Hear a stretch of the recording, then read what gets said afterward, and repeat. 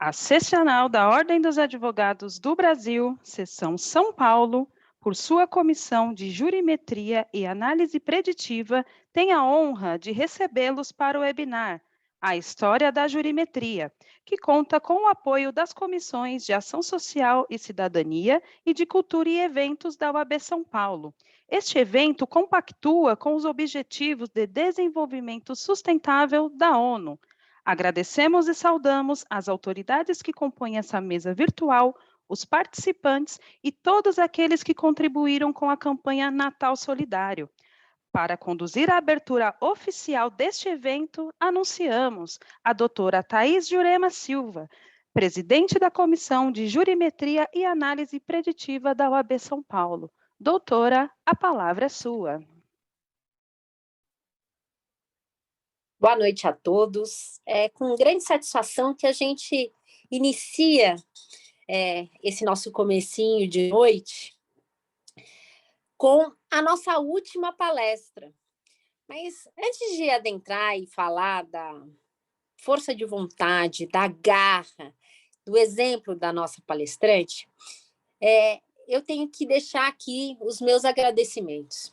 Primeiro, o agradecimento ao nosso querido presidente Caio Augusto Silva dos Santos e ao vice-presidente Ricardo Toledo, que entrou e apoiou a nossa iniciativa em criarmos a primeira comissão de jurimetria e análise preditiva na UAB São Paulo.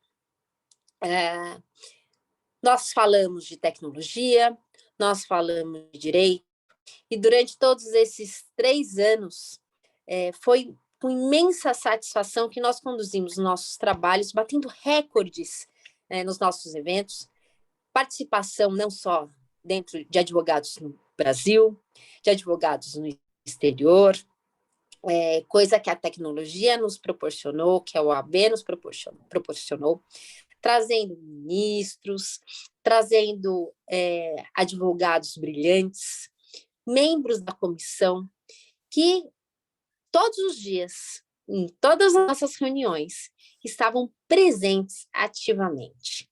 Então, eu tenho que agradecer muito. Primeiro, quando a gente fala da comissão, essa comissão ela não seria possível, não é por conta da doutora Thaís, não, e sim por conta do doutor Márcio Fago.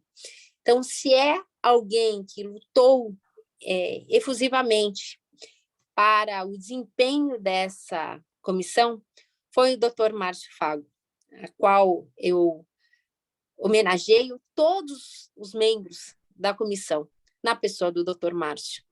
Então, o doutor Márcio, para quem não conhece, além de ser meu amigo, um advogado brilhante, já foi diretor de grandes corporações financeiras, mas, acima de tudo, é aquela pessoa que dá oportunidade para as outras pessoas. E eu acho que a nossa comissão ela registrou isso mesmo. A oportunidade que nós nos demos de aprender juntos, de conviver, de fazer eventos juntos, de trazer inovações, E eu tenho certeza que isso foi apenas uma pitada daquilo que todos são capazes de produzir. Então, é impossível a gente não falar de todas as pessoas brilhantes que fizeram parte. O Paulo, o Ricardo, e para que a Ana, enfim, para que eu não peque por omissão, senão ficaria aqui, porque a nossa comissão realmente é uma comissão de muito peso, Eu deixo aqui os meus agradecimentos e também deixo os meus agradecimentos a todo o staff da UAB, que às vezes ficou com a gente até muito tarde da noite, em eventos que se prolongaram bastante,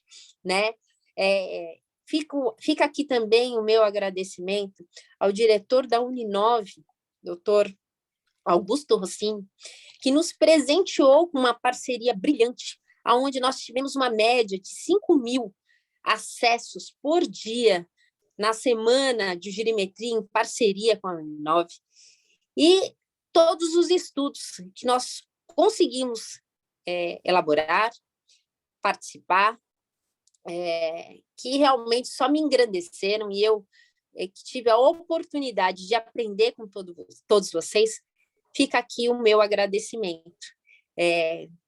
Realmente com lágrimas nos olhos, né? Que eu fico aqui nesse agradecimento para todo mundo que fez parte desse momento maravilhoso desses últimos 3 anos que a gente teve de convivência. Muito, muito obrigada. Hoje, para a gente encerrar, né, nada mais importante do que a gente falar da história da jurimetria. E para a gente falar da história da jurimetria, também teríamos que ter uma pessoa brilhante, ativa, participante. E, aliás, gente, eu sempre gosto de falar das pessoas de uma forma muito pessoal. E antes, um pouquinho de a gente estar aqui passando para vocês, nós estávamos conversando sobre as atividades da doutora Renata nessa semana.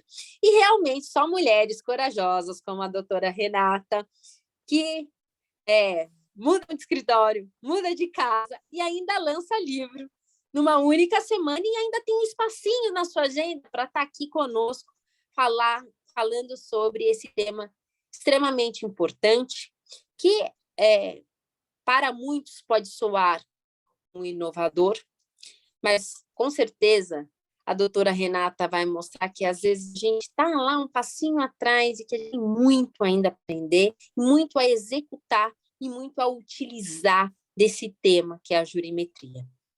Eu passo a palavra ao Dr. Márcio para que ele possa fazer as apresentações da nossa palestrante. Boa noite a todos, ótima palestra. Boa noite a todos, boa noite a todas, sejam bem-vindos. Protocolarmente, eu gostaria também de agradecer ao nosso presidente Caio Augusto Silva dos Santos, desejando sucesso para a próxima gestão da nossa OAB de São Paulo, que será muito bem representada pela doutora Patrícia Vanzolini, a primeira mulher a presidir a OAB do nosso estado, que o ano que vem completará 90 anos de história. Quero agradecer também o apoio que nos foi dado, né, para a nossa comissão, que ela é única no Brasil. Trata-se de um assunto de extrema relevância, que eu tive a oportunidade de debater um pouco com a Renata, antes da palestra, que se nós conseguirmos, né, como entidade, promover uma cadeira que seja de jurimetria para a advocacia e que a advocacia entenda a necessidade dessa matéria, será muito bom para todos os advogados, não só de São Paulo, como do Brasil. Então, eu não tenho como deixar de agradecer ao nosso vice-presidente, Dr. Ricardo Luiz Toledo Santos Filho, que fez possível a formação desta comissão, e também rasgar os meus elogios aqui para a minha querida amiga, doutora Thaís Jurema Silva, a nossa presidente dessa comissão, e externando que vou falar da doutora Alexandrina Rosa Dias, que faz parte da nossa comissão. Ela foi eleita conselheira seccional da próxima gestão, e nominando a pessoa dela, eu quero agradecer todos os integrantes desse grupo, de um grupo multidisciplinar, onde que nós tivemos pessoas, muito embora envolvidas em outras plataformas de campanha, têm propósitos dignos a favor da advocacia, e é em nome desta conselheira que eu enalteço o nome de todos os demais membros da nossa comissão. Até porque a nossa comissão, além de ser uma comissão multidisciplinar, ela tem firmes propósitos, e eu gostaria de brevemente colocar esses propósitos, que seriam reivindicar das autoridades treinamento adequado e sem ônus para o regular exercício da profissão, seja ela qual for, quando se pretenderem valer da tecnologia como instrumento de celeridade. Esse propósito, ele mostra claramente o desafio que nós temos com os avanços de tecnologia implementados pelo Estado, que às vezes nos colocam como reféns do próprio sistema, ou seja, nós passamos a ser prestadores de serviço do Estado, sem ser remunerado, obviamente, por isso, E a grande preocupação é a falta de capacitação que esses sistemas não proporcionam para a advocacia. Um dos outros propósitos é fiscalizar o cumprimento da tabela de honorários advocatícios com o objetivo de reparar o aviltamento dos honorários em vista à automação de expedientes jurídicos e ou práticas abusivas de concorrência.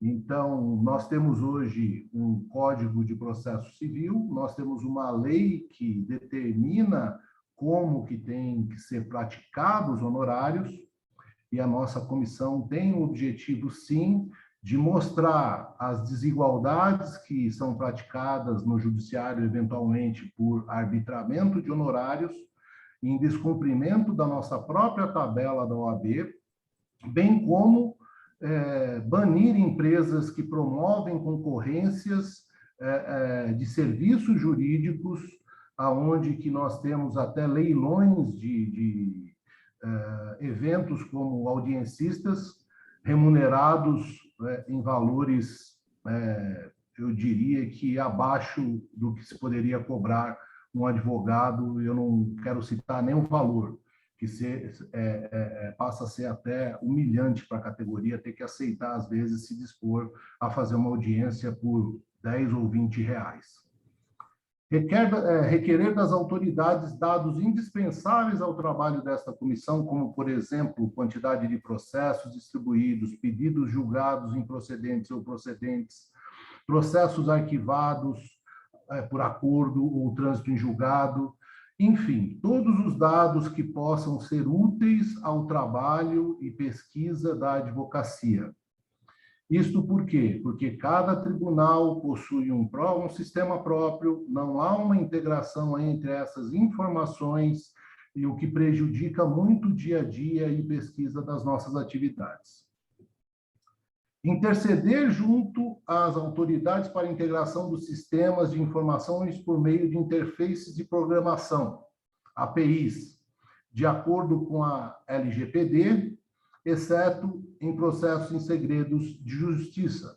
Ou seja, todos os dados que os tribunais têm e produzem são dados públicos, com exceção dos processos em segredo de justiça. O que nós devemos fazer como entidade é justamente ter acesso por meio de integração de sistemas e buscar esses dados para que a gente possa promover a jurimetria e o estudo necessário para o avanço da advocacia. Por fim, não diria menos ou mais relevante, mas muito próprio, trabalhar em favor da preservação da pessoalidade em questões expressas pela Declaração Universal dos Direitos do Homem, dos Direitos Humanos, fazendo cumprir o papel indispensável do advogado à administração da justiça. O que nós estamos percebendo é que a inteligência artificial, creio que a Renata ela vai conseguir fazer uma separação sobre os temas, né? E a gente tem hoje a inteligência artificial utilizada para fins de julgamentos ou de recorrências, às vezes julgando processos que ferem direitos humanos, direitos universais, e isso nós, advogados, não podemos compactuar. Então, por fim, né, para brilhantar e concluir o nosso ano, a nossa gestão, né, com a disposição de continuidade, porque temos na nossa comissão pessoas, hoje a Thaís foi conselheira da gestão do Dr. Caio, e a Alexandrina hoje conselheira da gestão da Patrícia, para que fique claro que o trabalho desta comissão tem propósitos bem específicos e fundamentados para que possam socorrer os advogados num novo ramo, num conhecimento que já por décadas existe nos Estados Unidos, e eu tenho certeza que a Renata Giuliboni, quando tratar do tema da história da jurimetria, fará com maestria, mas antes eu preciso protocolarmente também, falar o currículo da nossa palestrante. Formada em 95 pela Faculdade de Direito da Pontifícia Universidade Católica de São Paulo, especialista em Direito Securitário e Ressecuritário pela FGV, pós-graduado em Direito Tributário pela PUC, advogada militante nas áreas de direito empresarial com ênfase na área securitária e no âmbito regulatório, preventivo e contencioso, há 20 anos, especialista em Direito Securitário e Ressecuritário pela FGV e pós-graduada em Direito Tributário pela PUC. Alguns avisos antes de passar a palavra, que as autoridades presentes que desejem se apresentar, que o façam no chat, colocando o seu nome, instituição e cargo para prestarmos oportunamente as devidas homenagens. Orientamos que as perguntas sejam realizadas no ícone QIA, que incluam os respectivos e-mails para que sejam respondidas oportunamente pela comissão, caso não haja tempo hábil para serem respondidas ainda hoje. Com a palavra, a doutora Renata Julibone Garcia.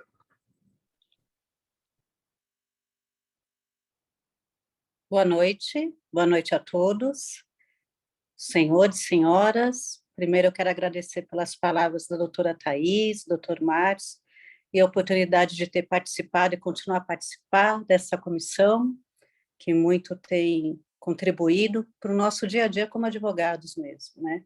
Enaltecendo a nossa classe e sigamos na luta. Hoje a gente vai falar sobre a história da jurimetria, né? Eu sempre digo que conhecer o passado é repetir o sucesso e evitar o fracasso, né? Para o futuro e para o nosso presente, né? O passado é importante porque ele nos deixa lições.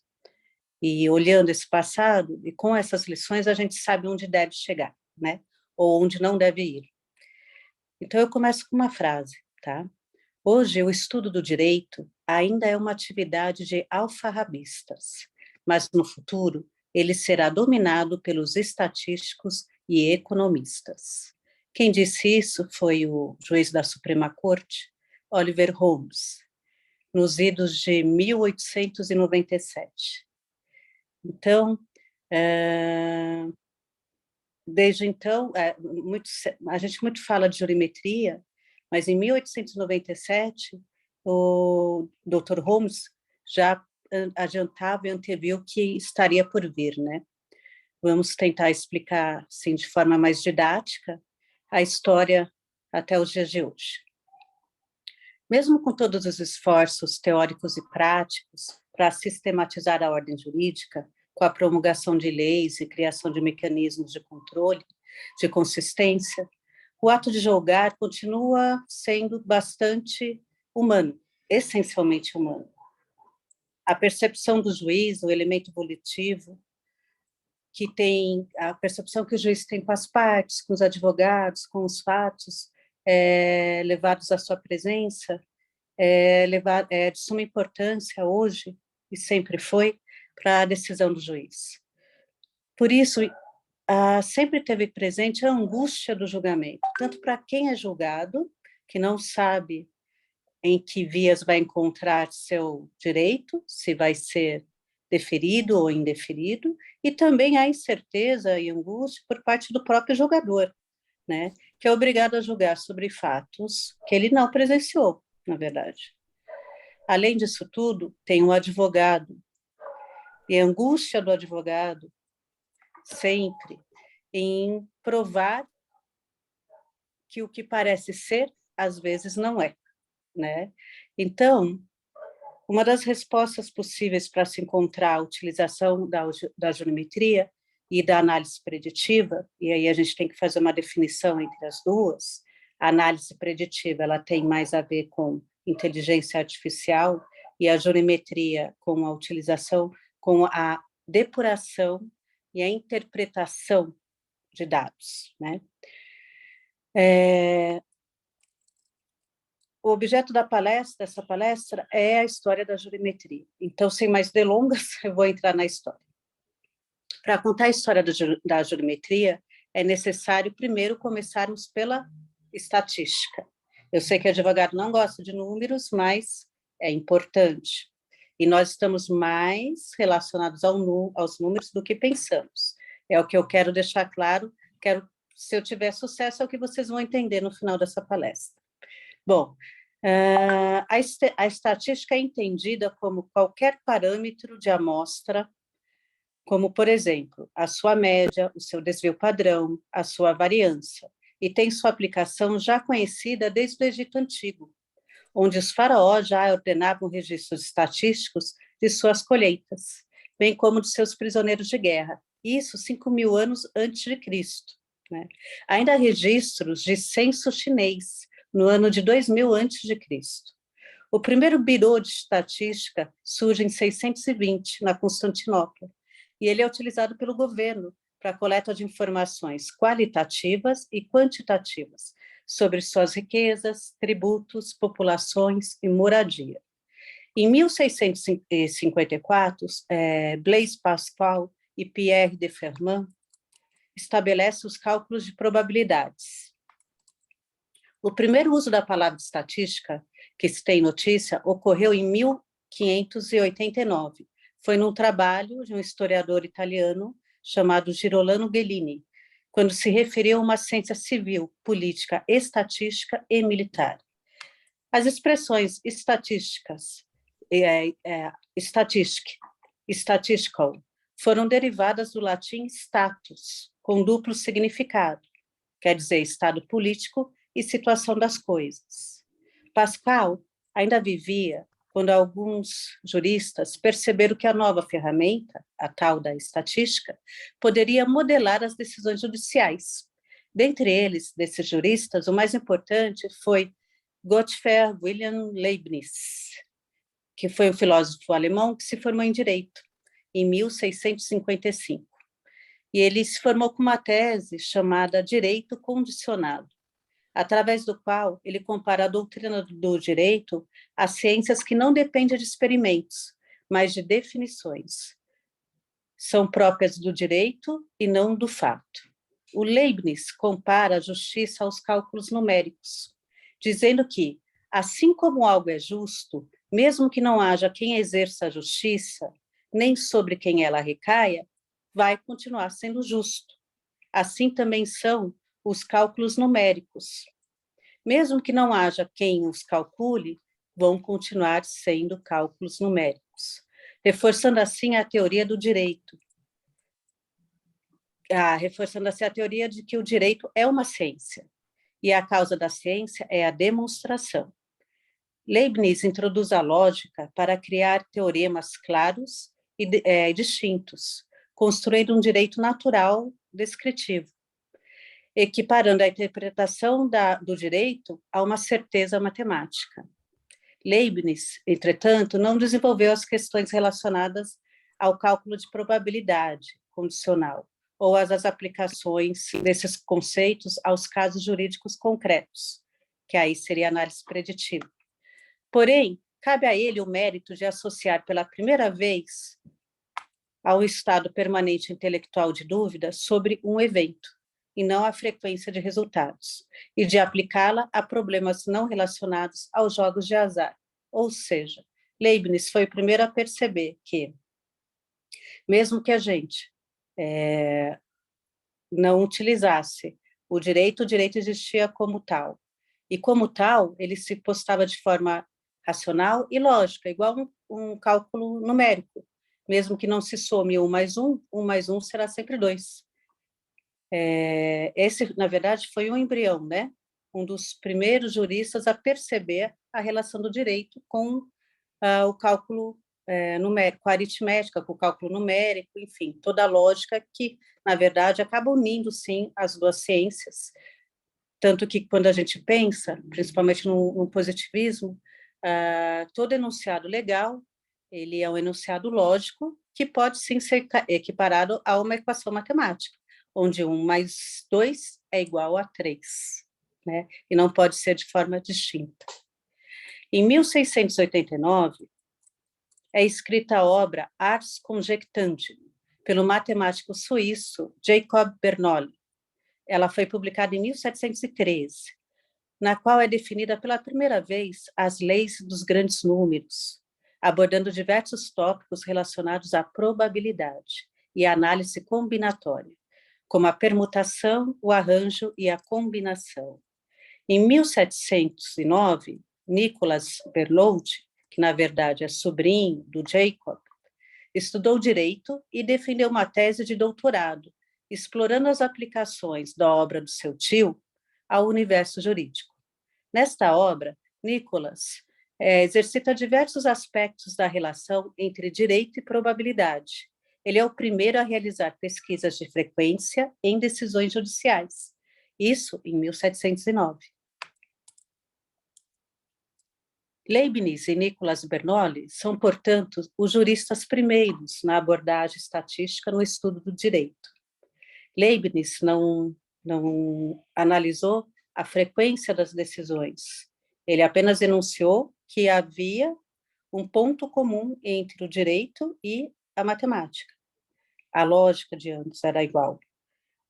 Nicolas Bernoulli, ele, de fato, chegou a analisar a frequência de decisões judiciais, plantando aí as primeiras sementes, né, do que seria, mais tarde, a jurimetria e, mais ainda, a análise preditiva.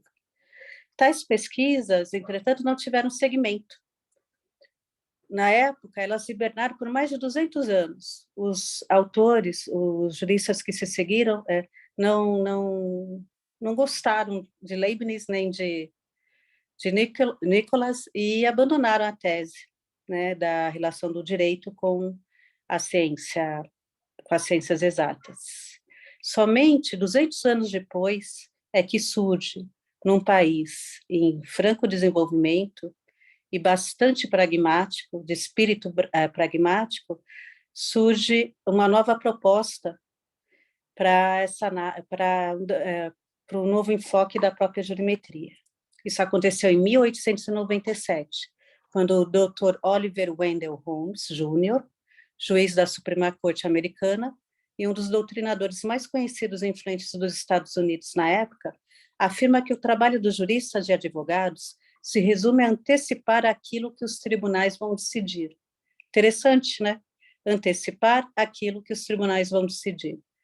E aí eu faço um parênteses para pensar o seguinte: nós, advogados, além de antecipando o que os tribunais vão decidir, temos condições de, com o nosso conhecimento jurídico, entender como ele possa decidir diferente, né? Então, não é um fatalismo. Na verdade, a tarefa do advogado é não se prender, né, às decisões dos tribunais, mas criar meios de fazer com que os tribunais entendam o direito do cliente, né?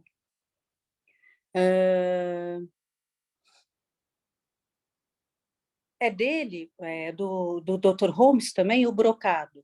Prever o que as cortes farão de fato, sem qualquer pretensão adicional, é o que eu entendo por direito.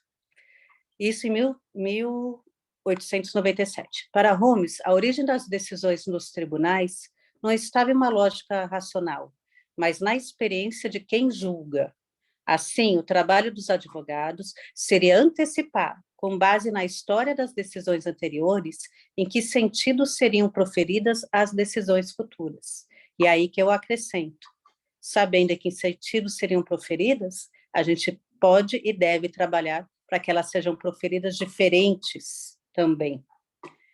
Por conta da ênfase na previsibilidade, na frequência das decisões, era natural uma aproximação entre a estatística e o direito. Segundo Holmes, o jurista do futuro será capaz de aproximar o estudo do direito de uma verdadeira ciência. O ideal a ser perseguido é o da previsibilidade do que as cortes decidirão, o que a estatística e a probabilidade pode trazer. Holmes foi o precursor do realismo jurídico, no qual a decisão judicial concreta, incluindo a análise dos fatos, ocupava uma posição mais importante do que as regras gerais do direito, em contraposição ao formalismo jurídico. Mas o que é realismo jurídico e qual sua importância para a história da jurimetria? Já que essa palestra é sobre a jurimetria. O realismo jurídico compreende o direito não como um conjunto de princípios e valores abstratos, mas como um fato cotidiano e concreto, integrado à realidade social. Essa ênfase do direito como fato social agrega ao mesmo estudos interdisciplinares, como psicologia, sociologia, economia, baseados em pesquisas de campo, entrevistas, experimentos e observações. E também, por conta dessa ênfase ao comportamento real das pessoas, os realistas acreditam que a compreensão do direito passa pelo estudo das decisões dos tribunais, já que, em última análise, são as instituições nas quais os diversos fatores sociais interagem e se combinam em ordens judiciais. Ou seja, todo o trabalho desempenhado por essa multidisciplinaridade, por toda essa investigação, pesquisa de campo, na verdade, ela vem desaguar no próprio tribunal. É o sentido de ser do próprio tribunal, né? Então, para os realistas, a realidade dos tribunais é o direito verdadeiro. O realismo jurídico contribuiu para que, a partir da segunda metade do século XX, o direito passasse a adotar metodologia de pesquisa científica e empírica nos seus processos de investigação. Isso porque, ao colocar a população das decisões judiciais na posição de objeto principal, lembre-se, no realismo jurídico, o importante era o fato social e não o formalismo. O realismo jurídico criou as condições para que a estatística entrasse em cena. Além disso, o realismo jurídico assumiu que o direito possui um insuperável componente de incerteza, dada a complexidade do processo humano de decisão, o que abriu espaço, uma vez mais, para a estatística, já que a estatística trabalha com previsões e prognósticos. Também o realismo jurídico enxergava as decisões judiciais como resultado de uma convergência de fatores sociais, econômicos, políticos, ideológicos e pessoais. A análise desses fatores implica exigências metodológicas diversas e demanda a utilização de modelos estatísticos. Com o realismo jurídico, enfim, a estatística e o direito se encontraram, e desse encontro surgiu a jurimetria. Bom, falamos aqui da estatística, falamos do realismo jurídico, agora a gente vai devagar um pouquinho sobre a própria jurimetria. O termo jurimetria é um neologismo, criado pelo advogado americano Lee Loevner, entusiasta do realismo jurídico. Loevner atuou como juiz da Suprema Corte pelo estado de Minnesota, entre 1960 e 1961. Em 1961, ele foi convidado pelo presidente John Kennedy para assumir o cargo de procurador-geral da Divisão de Antitruste dos Estados Unidos. Em 64, assumiu a posição de diretor do FCC, que é equivalente à nossa Anatel, oportunidade em que exigiu da AT&T, que é a American Telephone and Telegraph Company, a criação de um telefone nacional de emergência, o famoso 911, que até então era considerado impossível criar um telefone nacional de emergência. Desde então, Loevner passou a se interessar pela relação do direito com novas tecnologias, produzindo artigos sobre transmissões radiofônicas, televisivas e armazenamento e busca de dados computacionais, além de nutrir interesse por questões relacionadas à metodologia das pesquisas do direito. Na época de Loevner, os precedentes americanos jurisprudenciais, até por conta do sistema jurídico, né, do common law, se acumulavam aos milhares e começavam a ser arquivados nos primeiros sistemas de computadores das cortes. Como o estudo dos precedentes é a base do direito americano, Loevner se prontificou a criar um mecanismo capaz de transferir esses precedentes para um meio eletrônico, que, além de facilitar as buscas, poderia medir a frequência das decisões, por meio de uma metodologia objetiva e sujeita a testes de veracidade. Aí entramos de novo na estatística. A expressão jurimetria foi utilizada pela primeira vez no artigo de Loevner, Jurimetria, o próximo passo adiante, numa tradução livre, fazendo alusão à jurimetria como o passo adiante do realismo jurídico. Contudo, avesso a conceitos, até porque era um entusiasta do realismo jurídico, Loviger não define em sua obra o que seja jurimetria. Apenas se refere à jurimetria como uma metodologia de investigação jurídica, sem, entretanto, esclarecer de forma mais objetiva o que seria essa metodologia. O trabalho mais interessante de Loviger a respeito da jurimetria é o ensaio Jurimetric Science and Prediction in the Field of Law, escrito em 1961. Apesar de continuar a definir jurimetria de forma genérica, ele reconhece pela primeira vez nesse trabalho que a aplicação no método científico da jurimetria deveria se dar pelo ramo da matemática que melhor se adapta ao estudo dos fenômenos sociais, que é a estatística. Para Loviger, uma metodologia semelhante à da econometria, que converte dados em informações financeiras, poderia ser empregada para descrever o fenômeno jurídico. Loviger, você se recorda, ele foi diretor do sistema antitrust dos Estados Unidos, e lá ele tomou conhecimento da econometria. Foi daí que ele presumiu que se a econometria podia converter dados em informações financeiras, então a gente poderia também converter dados em fenômenos jurídicos. No Brasil, a jurimetria aparece pela primeira vez em 1973, em uma série de palestras do professor italiano Dr. Mário Lozano. Ele veio a São Paulo a convite do então reitor da Universidade de São Paulo, Dr. Miguel Reale. Lozano define a jurimetria como um método de aplicação das ciências exatas e naturais ao direito, através do computador e dos métodos de informática.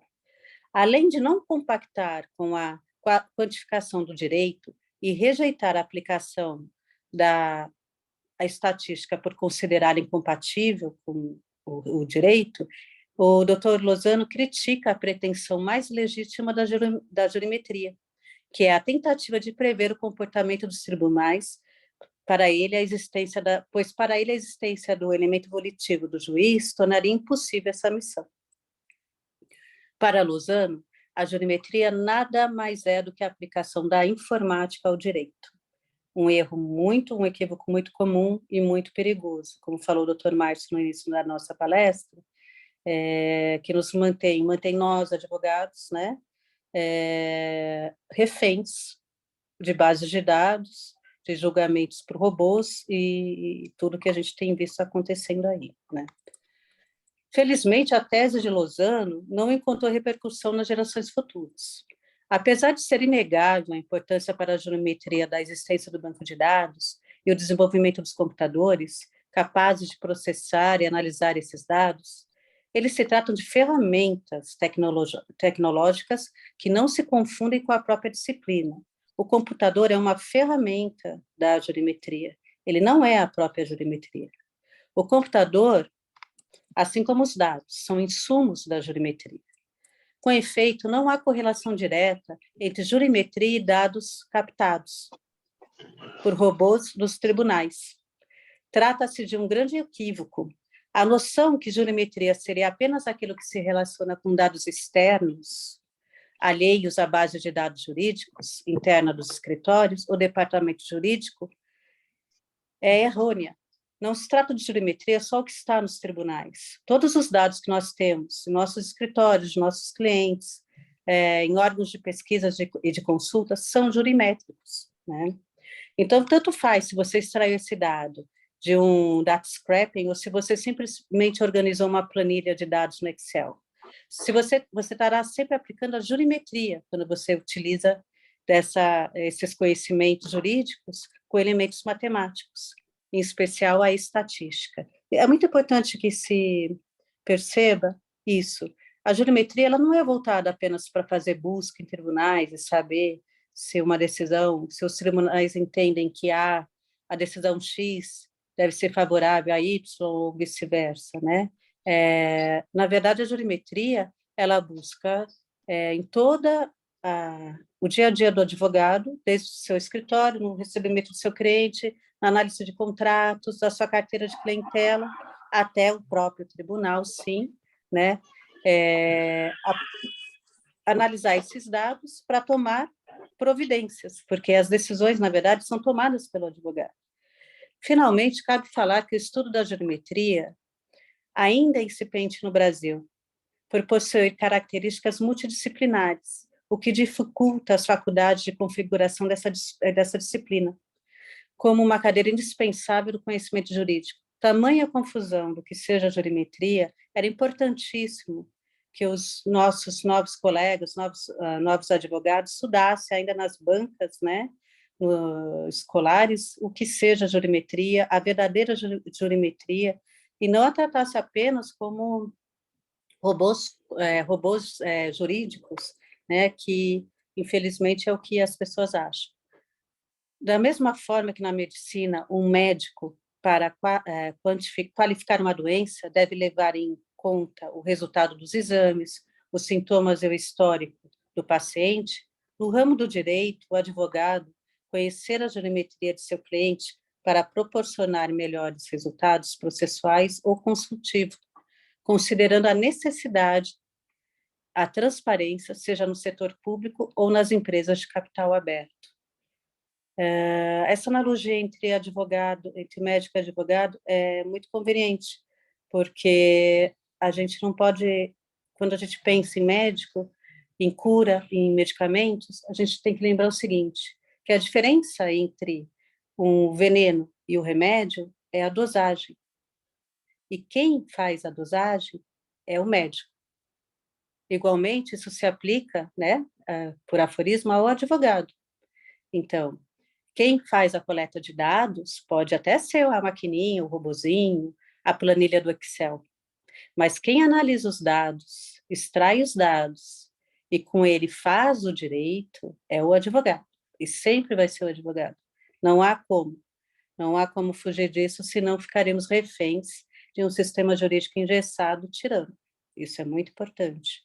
Daí a necessidade de se aplicar, conhecer e estudar a jurimetria. No Brasil, desde 1976, todas as companhias de capital aberto já eram fiscalizadas com a exigência de transparência nas demonstrações financeiras para a Comissão de Valores Mobiliários, em coordenação com o Banco do Brasil. Já na administração pública, a Lei Federal 4.320 de 64 abordava todo o seu monitoramento. Porém, em 2000, a Lei de Responsabilidade Fiscal passou a exigir do administrador maiores controles internos.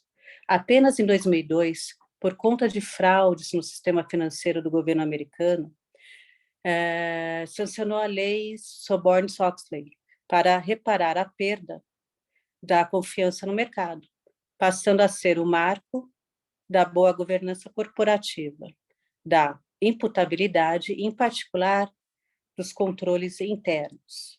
Não há controle interno, não há governança, não há imputabilidade, portanto, sem a jurimetria. A jurimetria não se aplica somente aos tribunais, a jurimetria se aplica aos escritórios, às grandes empresas, ao seu cliente pequeno, ao seu cliente grande. A jurimetria, na verdade, ela está em tudo. Não há como se falar em governança corporativa, um tema tão em voga hoje, tão importante, sem levar em conta a jurimetria em sua forma mais pura e desprovida de startups que limitam, né, a um modelo robótico. O que não constam nos estudos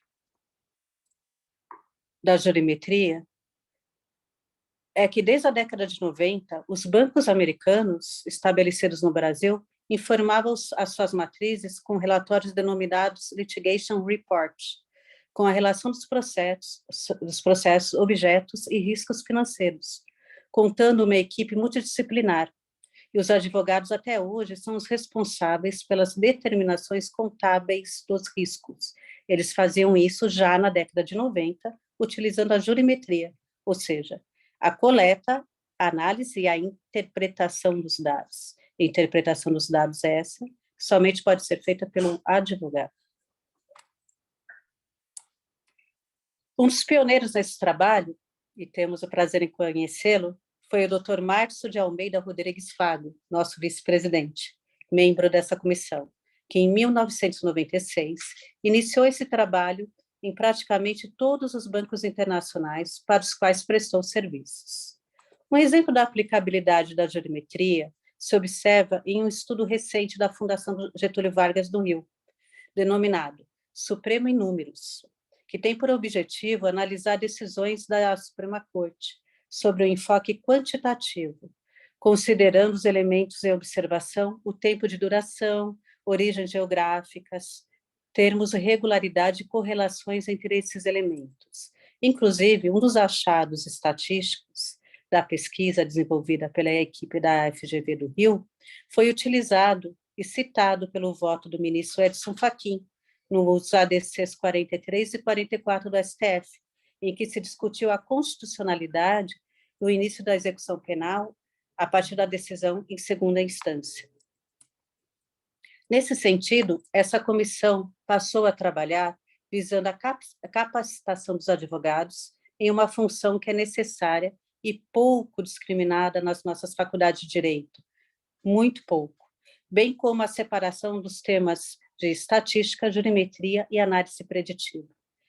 Lembrando que a análise preditiva se relaciona ao futuro. Trazendo como paradigma a teoria tridimensional de direito do Miguel Reale, poderíamos falar que, na dimensão fática, temos a realidade social, histórica, cultural, que é a estatística, ou seja, o passado. Na dimensão normativa, temos as regras e os ordenamentos, que é a jurimetria, ou seja, o presente. E na dimensão axiológica, temos a relação dialética entre fatos, valores e normas, que é a análise preditiva, ou seja, o futuro. Estatística passado, jurimetria presente, análise preditiva futuro. Se entendermos a origem, a natureza e os juízos de valores, teremos uma sociedade mais igualitária e justa, onde o advogado é indispensável, de acordo com a nossa Constituição Federal. Jamais seremos dispensáveis, não importa o que os outros digam. Essa comissão trabalha para que o computador apenas seja uma ferramenta, e assim é. E o advogado, o profissional em diagnosticar o melhor remédio a ser aplicado em cada caso concreto. Mesmo porque, como eu disse, usando por analogia, o que diferencia o veneno do remédio é a dosagem.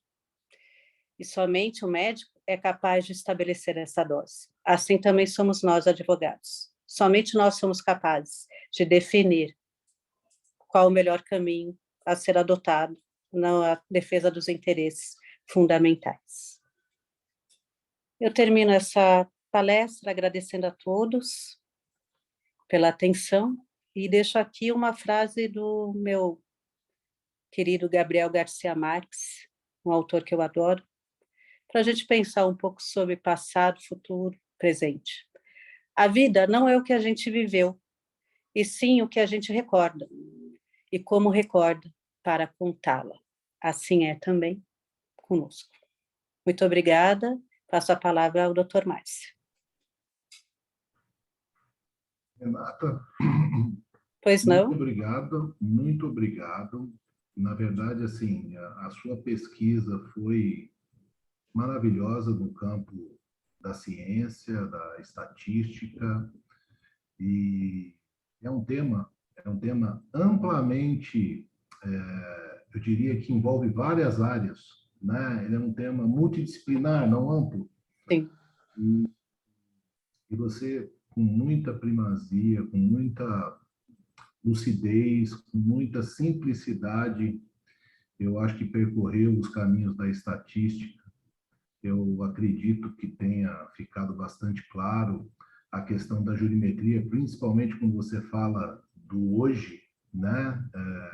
Remetendo o que está acontecendo na questão do paciente, né? Que hoje os nossos tribunais tratam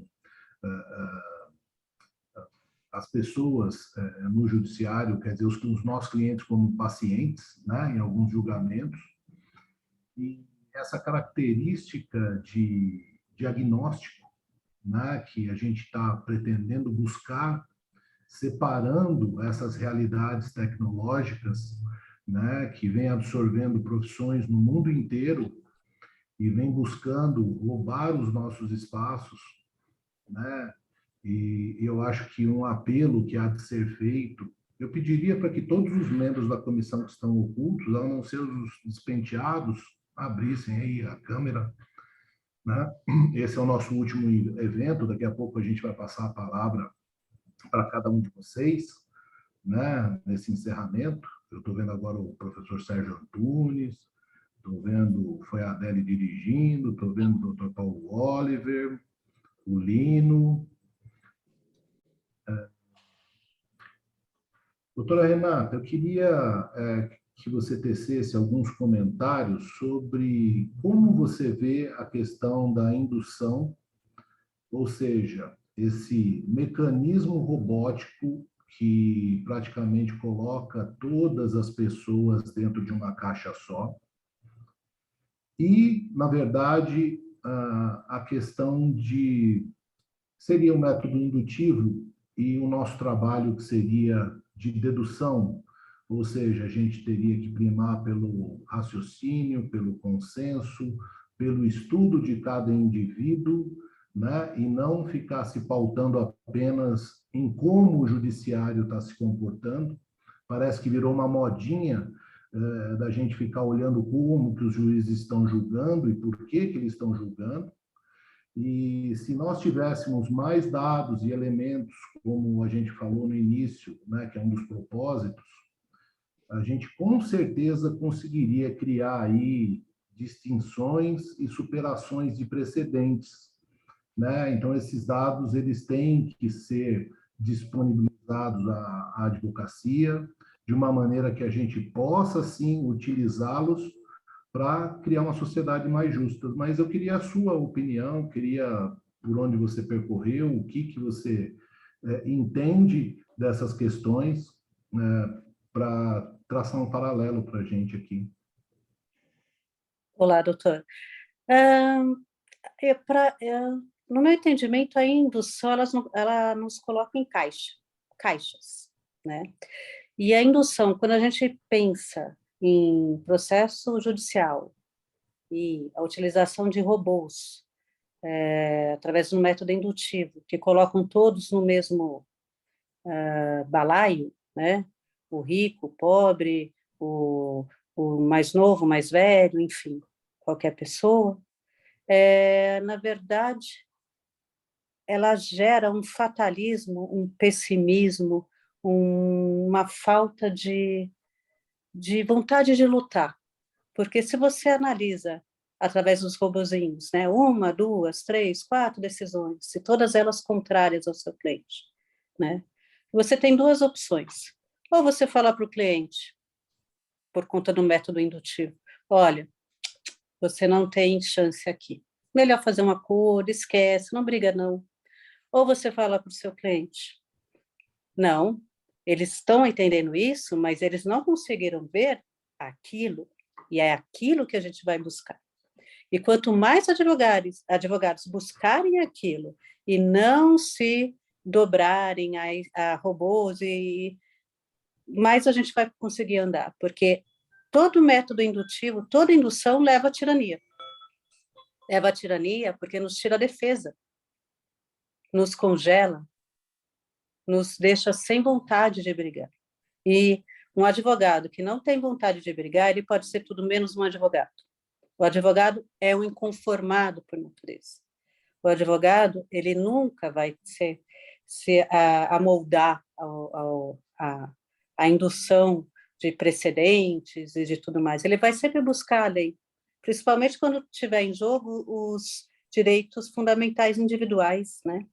Eu até acho que na parte de propriedade, direito das coisas, até cabe, sim, consumo, direito em massa, até poderia caber em algumas situações o método indutivo, mas na parte de direitos fundamentais, família, é impossível, senão a gente tem que lutar para que isso não aconteça, sempre, a gente não pode esquecer o nosso dia a dia, não pode se conformar com isso, a verdade é isso. Só com a dedução é que se faz a democracia.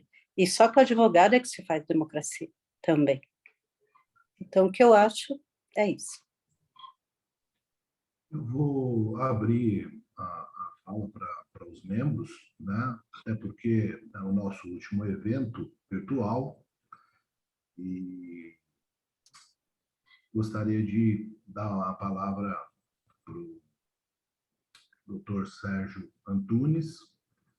Ele não é advogado, viu? Eu estou passando a palavra para ele porque a nossa comissão não tem só advogados. Ele pode depois falar quantos livros ele escreveu, sobre o que ele trata no cotidiano dele, e ele tem contribuído e muito com a nossa comissão, e é um amigo intelectual insubstituível, um ser humano incrível, que faz parte desse time aonde não existe uma liderança, existe um ideal. Nós temos aqui, entre outros membros, que eu vou citar nominalmente, né? Mas eu gostaria que o Sérgio aí, eu vou passar 1 minuto, para não falar 2, para a gente dar a oportunidade para todo mundo falar, Sérgio.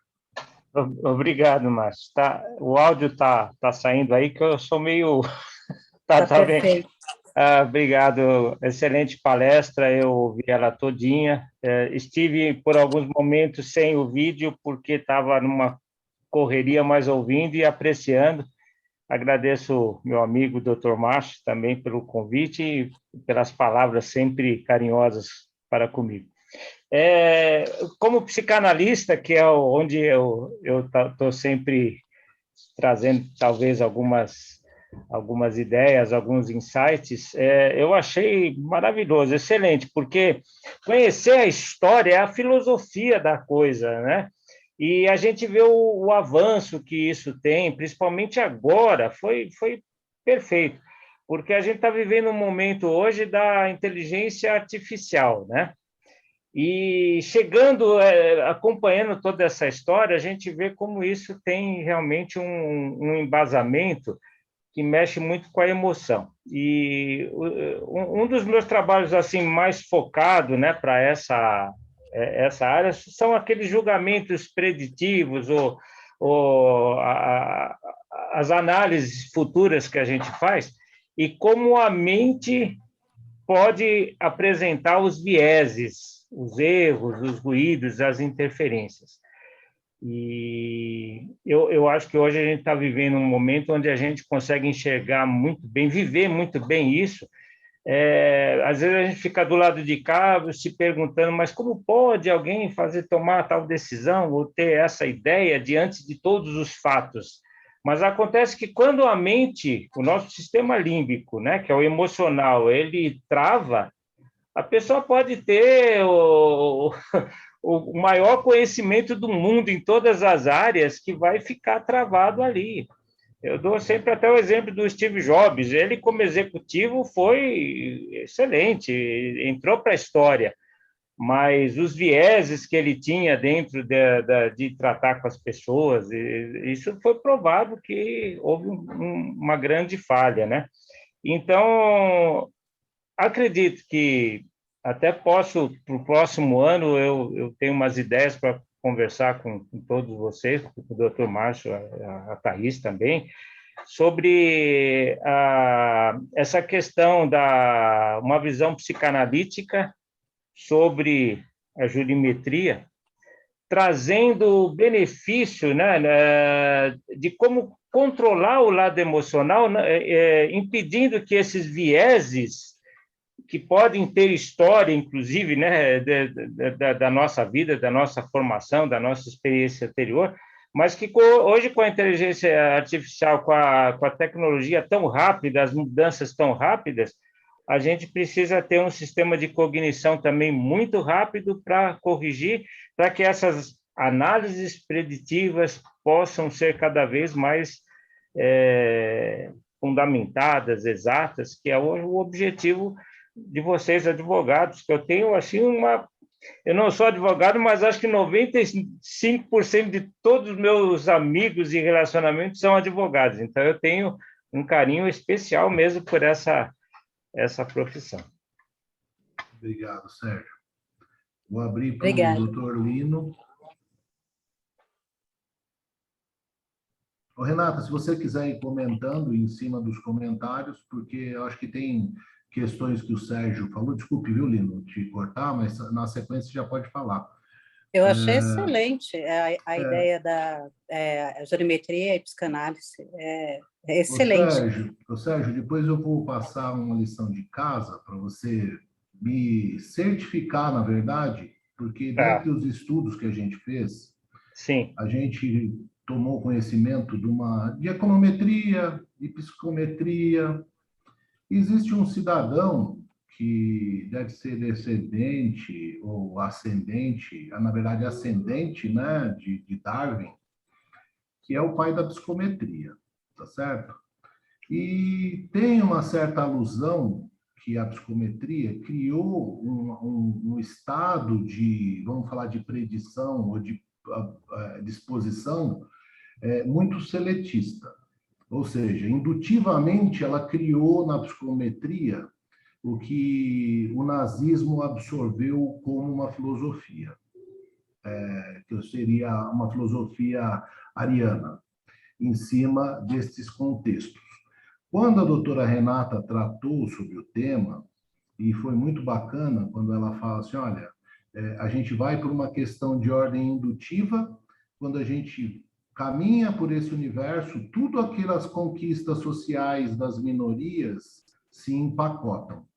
Então, eu não digo minorias, porque quando a gente fala das mulheres que são vitimadas por N abusos, a gente está falando de maiorias, mas, assim, quando a gente fala de negros no Brasil, a gente fala de maiorias, mas as questões são invertidas de tal forma que, às vezes, nos parece uma inversão de valor tão grande, feita socialmente, quando você empacota que todo aquele esforço social que foi feito para uma determinada função, seja ela qual for, ela se perde. E ela acaba caindo, existem inúmeras experiências em computação e inteligência artificial que demonstram que existe uma tendência nazista na metodologia de indução. Então, isso fica uma lição de casa para o doutor, para o professor, que não falou quantas obras que você escreveu. Você falou quantas obras você tem escrito, Sérgio? 8. Nossa. Então, fica aí essa pesquisa para a gente, de repente, estar fazendo uma palestra sobre isso. Bacana, muito bom. Sobre esse tema, né? Porque o que o advogado busca e o que a professora, a doutora Renata, procurou trazer para nós? Ela procurou trazer para nós um conhecimento aonde que, dentro de um critério de razão, né, a gente possa convergir para uma sociedade justa, situação essa que o computador poderá atingir isso, poderá. Não acredito pela sua pesquisa. Pela pesquisa que você vai fazer, o computador ele chegará numa tendência muito ruim das decisões que serão tomadas, né? E a gente não está aqui para falar mal do computador, a gente está aqui para falar que o computador, sim, como a professora Renata falou, é um instrumento de trabalho e não é uma finalidade. Ele é apenas um instrumento de coleta e de produção de dados e resultados, assim como na medicina a gente tem ressonância magnética, a gente tem raio-x, a jurimetria, quanto maior a compilação de informações do nosso cliente, ou seja, do que aconteceu na vida dele, né, a estatística da vida dele, como ele está agindo, vai determinar o futuro dele no judiciário e não ao contrário, como eles pretendem fazer o nome de jurimetria, que na verdade é inteligência artificial. A grande guerra é conceitual, por isso a relevância da palestra da doutora Renata, por isso que era importante estabelecer os conceitos, né? A lógica, da onde que vem a estatística, como que é a jurimetria, essa coleta de dados jurídicos. Então, esse instrumento de trabalho que é fundamental tanto para as empresas de capital aberto, que exigem transparência, o advogado faz uma função, a doutora Renata falou, de parecerista de probabilidades dentro de uma relação contábil de transparência, assim como no setor público também, né? Então, nós temos hoje uma dificuldade de trazer para a nossa academia, ou seja, para as faculdades, uma disciplina que fale o que é jurimetria e nos apropriarmos desse elemento tecnológico, que a tecnologia é instrumento, que a gente pode fazer jurimetria numa planilha de Excel, podemos fazer uma jurimetria num simples questionário que a gente faz com o nosso cliente. Isso a doutora Renata também conseguiu deixar bastante claro na apresentação. E não tem nada a ver com compilação de dados e produção de resultados futuros, porque a gente só vai saber disso se nós soubermos como o nosso paciente está agindo hoje. Então, as recorrências que vão estabelecer o futuro é o comportamento do próprio paciente.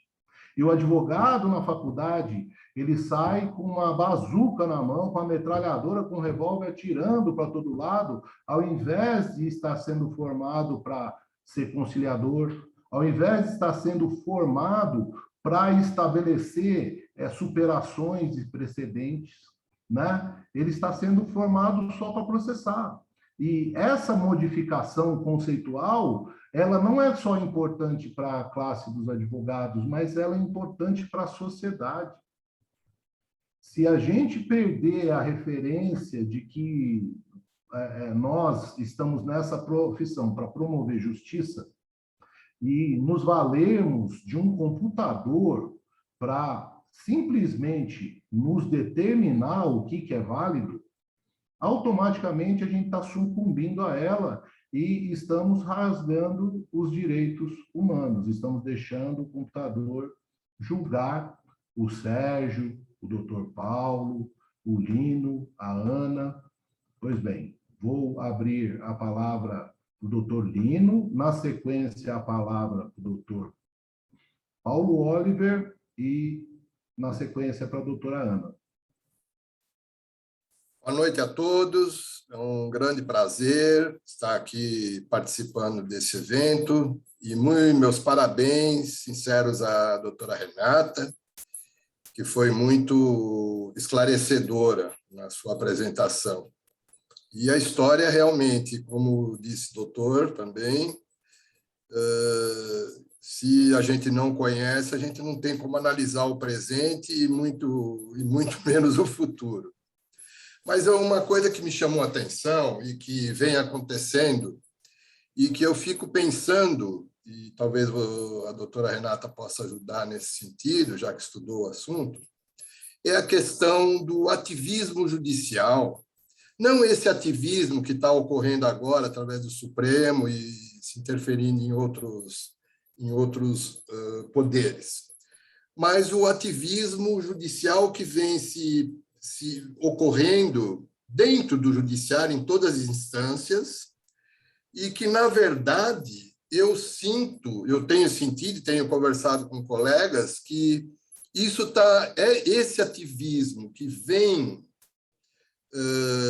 de cima, digamos assim, da Corte Máxima, ele vem se distribuindo para baixo, e isso acaba, no meu entender, como uma força de coerção e de indução ao operador do direito. E aí eu me pergunto, onde podemos colocar essa situação dentro do campo da jurimetria e análise preditiva? Essa é a minha pergunta, digamos, a minha pergunta e a minha dúvida, a dúvida que me ocorreu. Eu acho que a doutora Renata, na palestra, ela citou uma parte, né, doutor? Você pode recapitular a parte do doutor Oliver Holmes Jr., quando ele fala da diferença dos julgamentos naquela época, né? Para que o advogado, o que o advogado deveria buscar e o judiciário?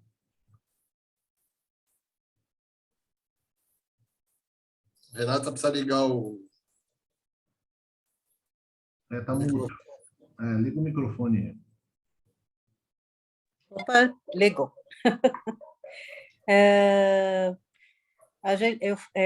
Na palestra eu citei que é a parte que fala que o direito vivo é feito no tribunal.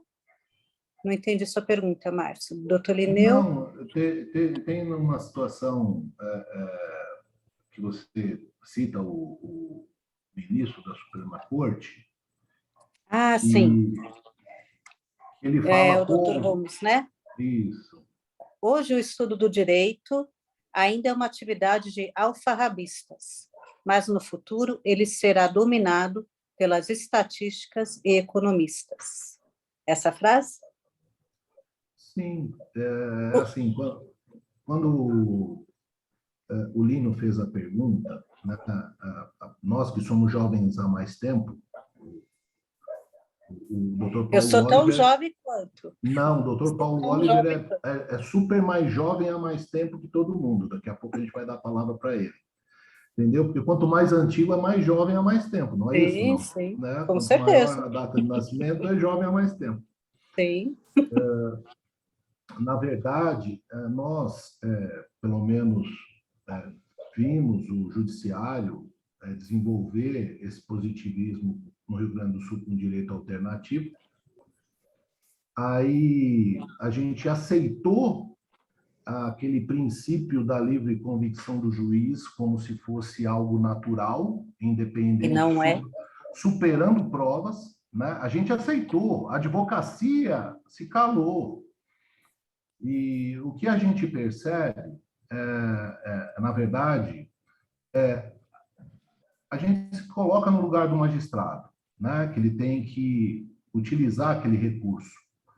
A gente também entende que existem muitas falhas no processo de formação dos acadêmicos em direito, né? Existem erros ou falta de orientação para que esses profissionais eles façam uma petição tratando corretamente dos fatos, aplicando o direito aos fatos e fazendo pedido. O que a gente vê são grandes confusões associadas ao positivismo, ou seja, o camarada deixa de descrever fato para juntar jurisprudência, porque criou-se essa linha de raciocínio tudo do judiciário, quando a doutora Renata aqui colocou que a jurimetria é um instrumento para você simplesmente saber por onde fugir, né, Lino? Não sei se eu estou te respondendo a questão, mas o grande como desafio da gente é se apropriar, na verdade, desses dados que eles têm, e eles têm que transmitir de alguma forma para a advocacia, e a gente tem que utilizar dessas informações para criar precedentes mais justos. A gente não pode permitir, que nem a doutora falou, que julgamentos de liberdade sejam feitos por um computador dentro de uma caixa que coloque todos nós dentro dela, né? Isso não é justiça, né? A doutora falou, poxa, vamos deixar o direito das coisas e vamos colocar o computador para ajudar a julgar o direito das coisas, contratos, etc. Mas direitos fundamentais, eu acho que é bastante complicado a gente permitir que isso aconteça, e isso vem acontecendo não só aqui, como no mundo inteiro. Né? Não sei se será isso, Lino, que... Eu acho que o judiciário, no modo geral, ele tem se sentido muito grande, tem se sentido muito forte. Eu acho que isso é um pouco fruto também da nossa classe, que está se mostrando muito fraca, né? Muito, não sei se desunida, muito conformada.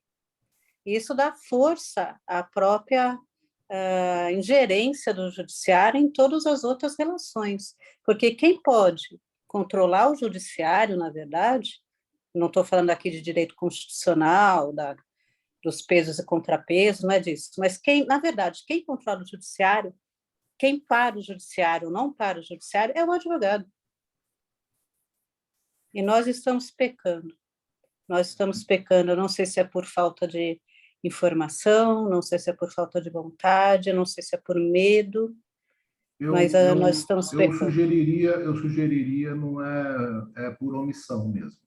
Por omissão. Por conveniência de lideranças, vamos falar assim, conveniências de lideranças, né?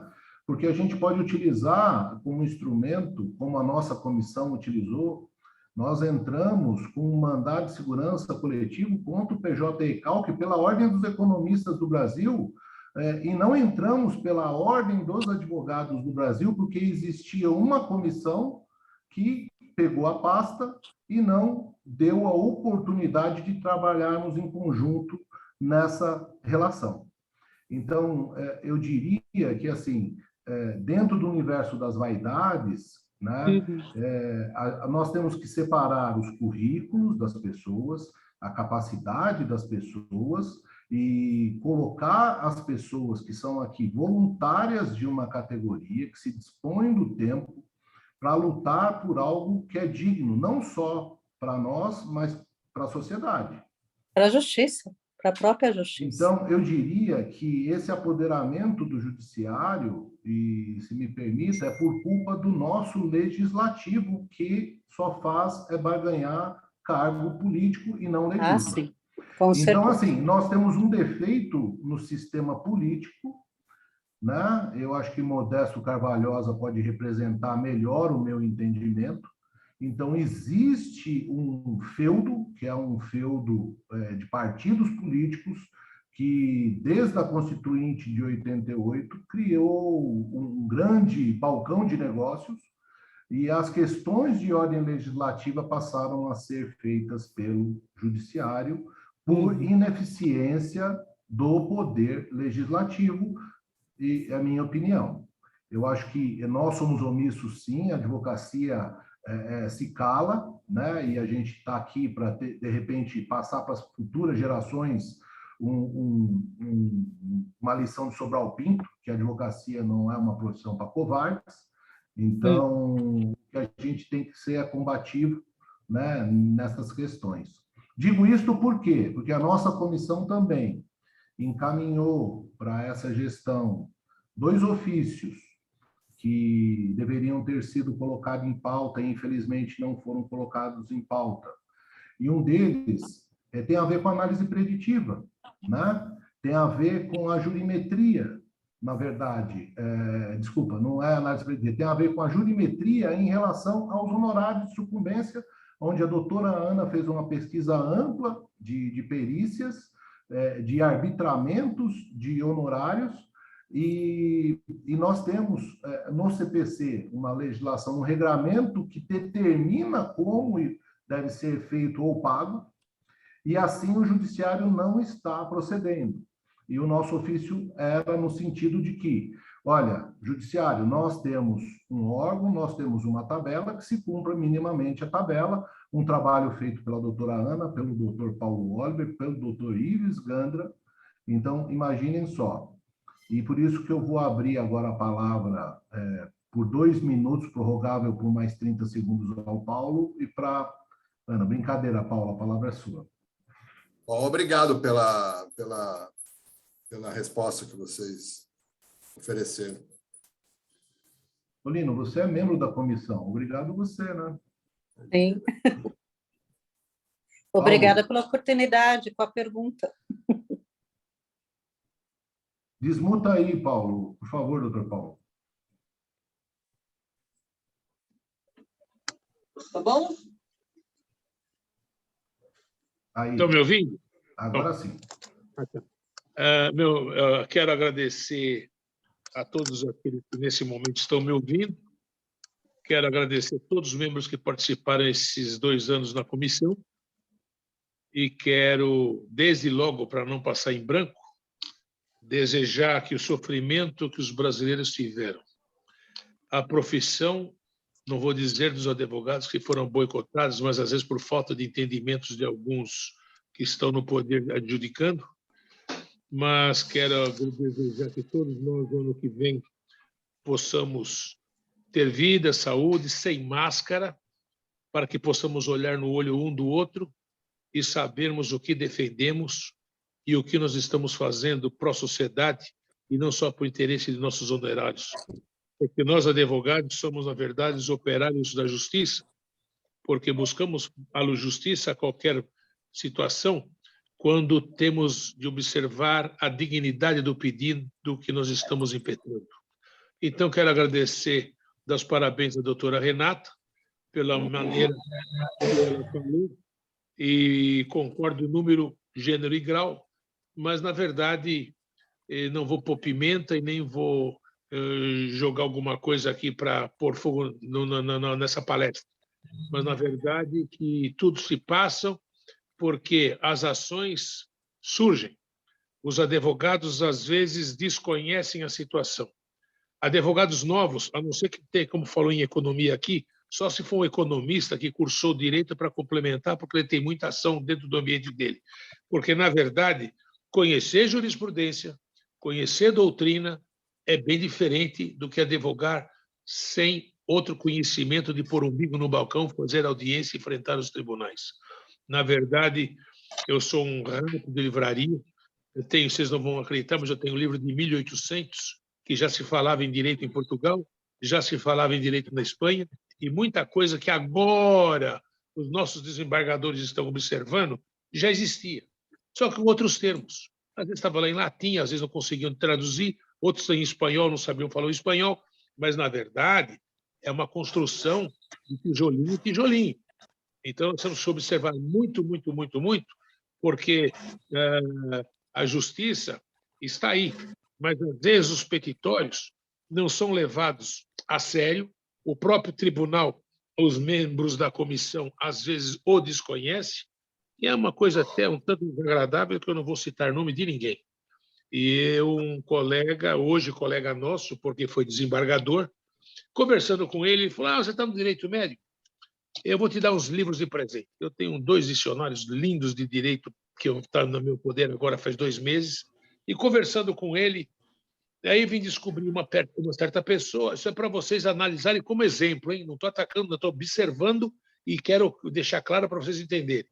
Quando eu pego, vi o carimbo dele lá no livro, é um livro assim um dicionário de 500 páginas de direito médico, fala-se de tudo, de perícia, de tudo.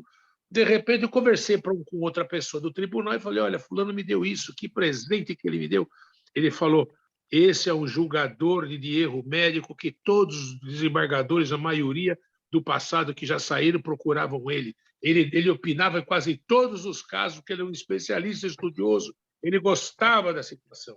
Isso a gente vê como, às vezes, um despacho ajuda até o advogado que for prudente, tiver olho clínico e mecânico, ele enxerga por onde ele deve dirigir, se ele dá tempo ainda de mudar o roteiro da ação após uma contestação.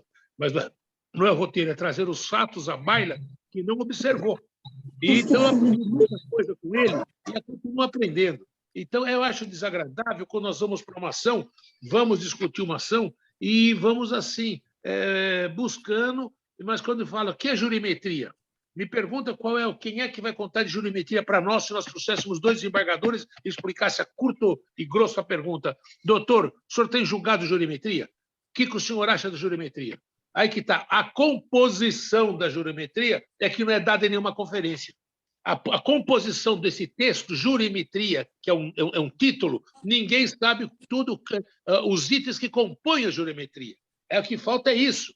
Falta, dá licença, falta logística e falta advogado que tenha visão de capacitação. Não estamos discutindo, estamos falando dentro do tema da doutora, que foi corretíssimo, mas faltou entrar um pouquinho nessa figura do que contém, qual é o corpo do que você pede. Porque só pedir que honorários, eu sei que honorários. O tempo que você estudou, você sabe qual é o tempo. Você sabe o que está nas entrelinhas do contrato, as omissões, o que está lá para você perder a ação. Isso que falta. E esse desembargador mostrava o caminho até no erro médico. Então, aí que está a responsabilidade e idoneidade daquele que vai julgar e a pessoa que está fazendo a propositura da ação. Porque eu cansei de pegar subestabelecimento de muitos colegas. Por quê? Porque pediram para entrar.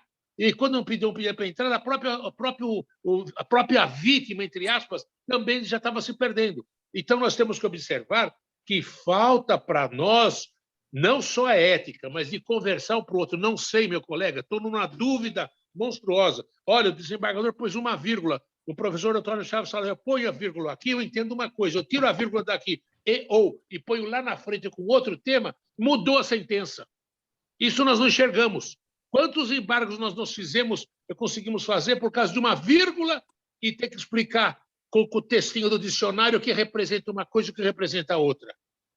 Entendeu? O primo do doutor Carvalhosa agia muito bem como desembargador. Ele sabia como que era, desculpa a expressão, não estou me elogiando, eu devoquei para ele, então eu posso conversar alguma coisa com ele. Ele conversava comigo, ele punha um aparelhinho, doutor Paulo, a situação é essa, o senhor enxerga demais, doutor Paulo, o senhor pega na curva. Então, esse problema cabe a nós.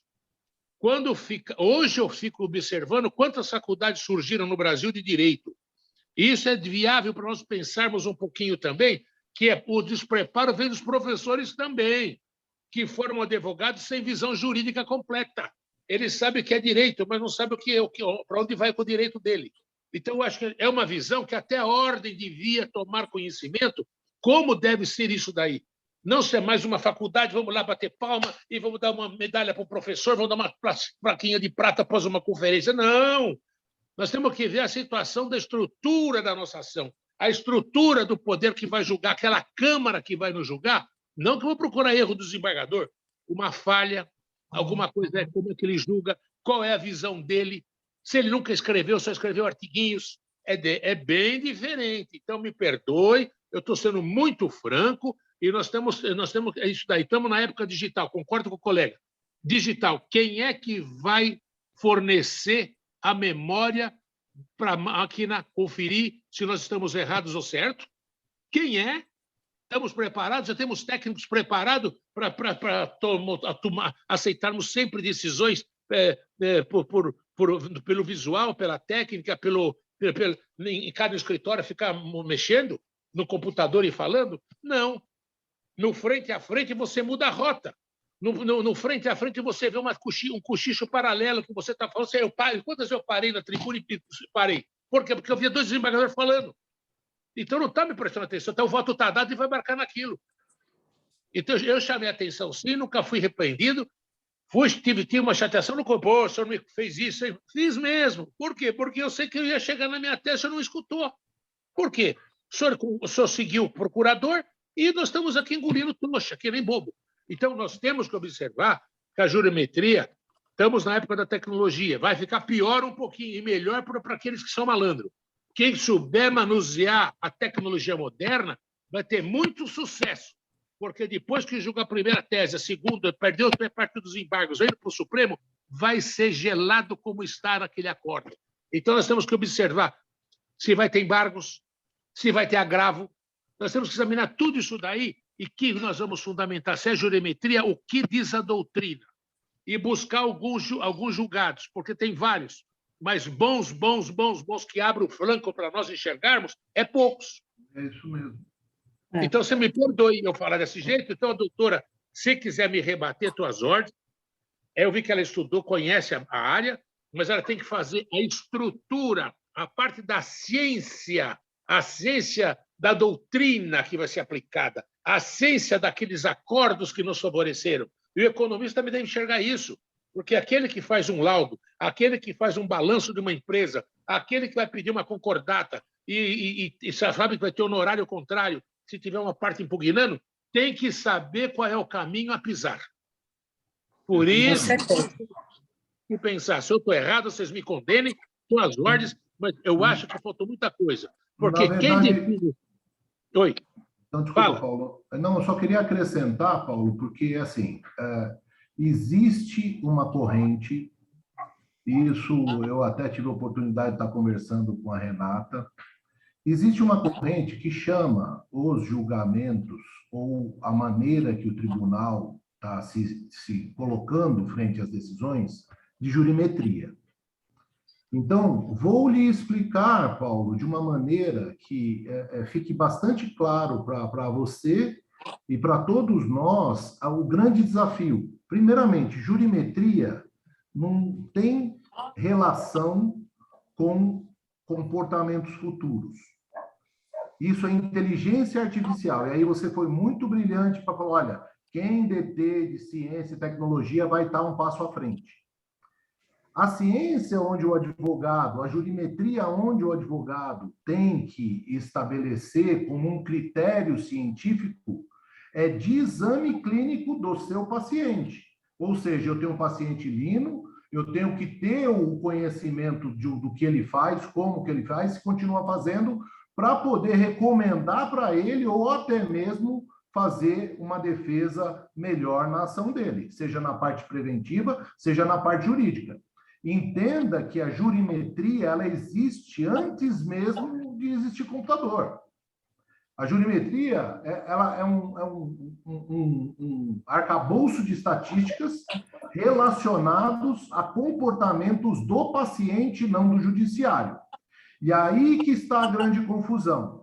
As pessoas que se apoderaram do termo jurimetria, que seria um termo de investigação do advogado em relação a seu paciente, para poder proporcionar pareceres e estudos do seu paciente, passou a ser algo de como o judiciário está se comportando, que dentro da explicação da Renata, ficou bastante claro de que a análise preditiva, que tudo que se remete a comportamento ou ao futuro, tem uma relação com inteligência artificial e computador, que é um instrumento de trabalho, seja de predição ou seja até da jurimetria.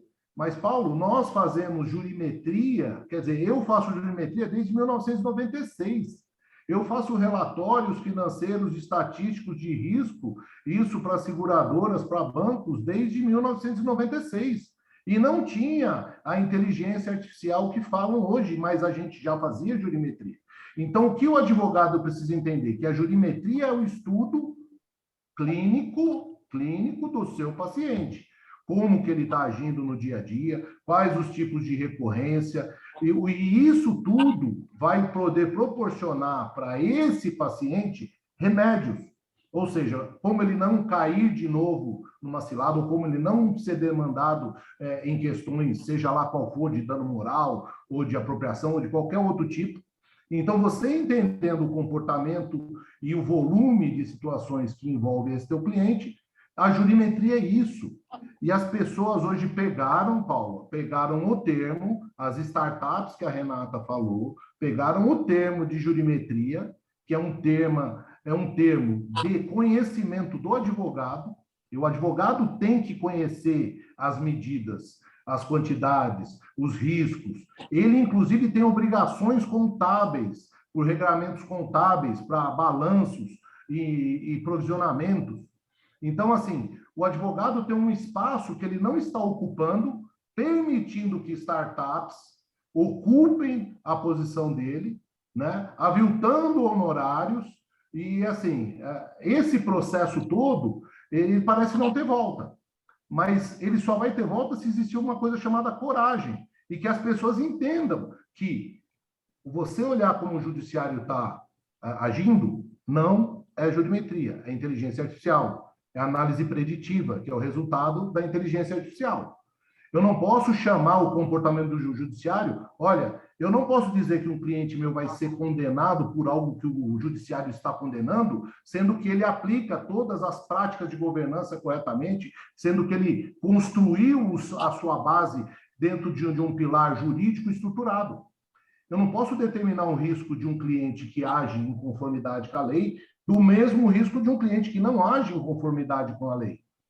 E isso que a Renata falou, que foi a minha pergunta. Quando a gente vai para o caminho da indução, a gente acaba empacotando tudo, que é o que o judiciário está fazendo, empacota tudo para simplificar o contexto. E toda aquela ciência que você tem de análise jurisprudencial, de achar o pelo no ovo, a vírgula, para poder promover melhores resultados, cai por terra na medida que eles estão utilizando de inteligência artificial para julgar.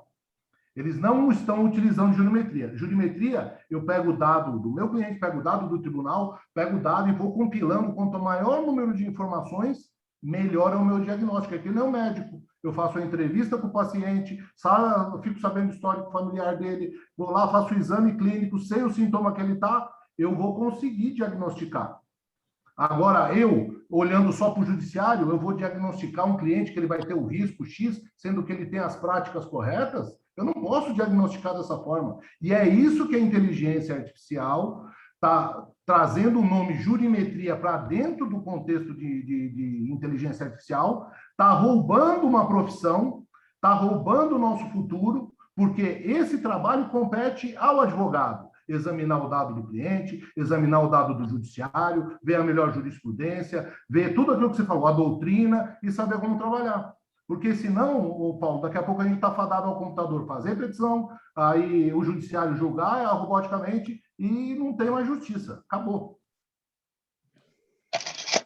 Eu concordo com você em tese, em algumas coisas, mas eu vou te dizer uma coisa, que não vou dar aula, vou dar um exemplo para vocês entenderem por que eu falo isso, porque eu assisti, tá? Você já foi no meu escritório, não sei se você observou que eu tenho do meu lado uma fonte, eu no jardim do Pontes de Miranda com ele conversando. E ali saiu muita coisa. Naquele dia, eu vi acontecer uma coisa. Uma pessoa tinha uma audiência marcada com ele na casa, lá no Castelinho, lá em frente o colégio Chapeuzinho Vermelho. Bom, onde é os lugares mais caros do Rio de Janeiro.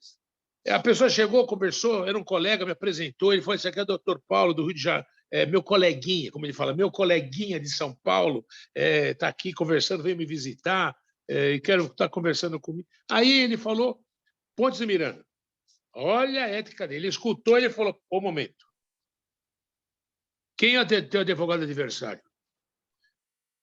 Eu não vou te ouvir mais, não quero mais ouvir, porque eu já fui procurado e me pediram um parecer. Não vou fazer, embora o senhor está me contando coisas que talvez eles não me contaram, mas eu vou ter um parecer que vai ser dado pela minha caneta e o senhor não me leve a mal, que eu não quero ouvir mais nada. Podia fazer o pé do advogado do diabo? Não? Podia, lógico, mas não. Se retirou, agradeceu, me cumprimentou, tem o cartão do sujeito, acho que até hoje, e valeu como lição.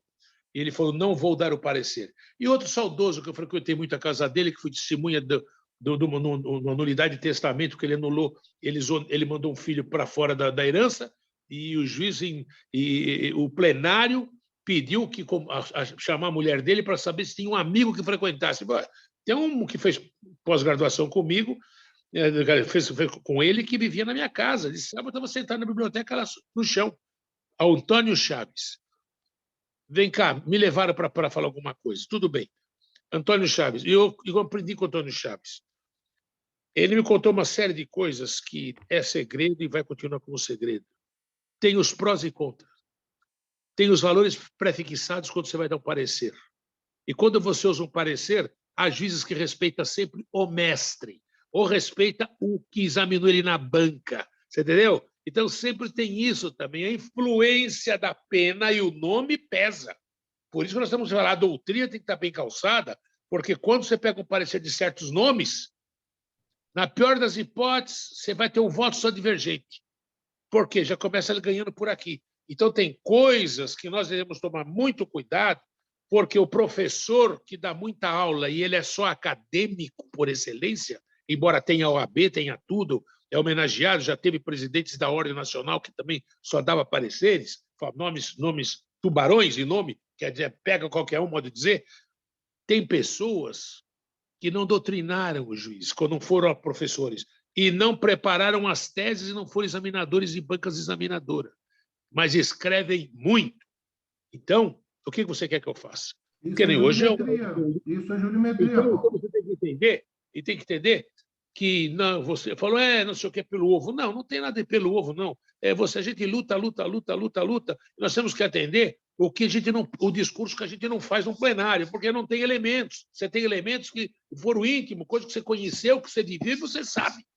Não, eu falei da vírgula, Paulo. Eu falei da vírgula. Quando você busca a vírgula, o pelo em ovo é você, às vezes, achar a vírgula e o EU lá para modificar o cenário. Não, licença. Me desculpa, você pode ser mais novo nesse assunto. Você busca a vírgula quando está começando a ação. Depois que já foi a primeira sentença, você não vai buscar vírgula nenhuma. Você tem que achar a desculpa, a falta de atenção do juiz para você embargar. É daí para diante. Então, não tem essa vírgula. Você vai procurar a vírgula lá em cima, já não dá mais. Já vem vindo calçado. É que eu falei outro dia para o juiz de excelência, o senhor tem que entender que vocês puseram um monte de jurisprudência no meu processo, Eu tive testemunha. Nesses aí eu já examinei, não teve nenhuma testemunha. Como é que o senhor quer mudar e julgar igual? Como é que você pode julgar igual se eu tenho testemunha que prova uma outra coisa, eles julgam igual? Por quê? Porque foi mal constituída a sentença e eles não entenderam aquilo. Aí foram ver, já era. Aí que é o problema.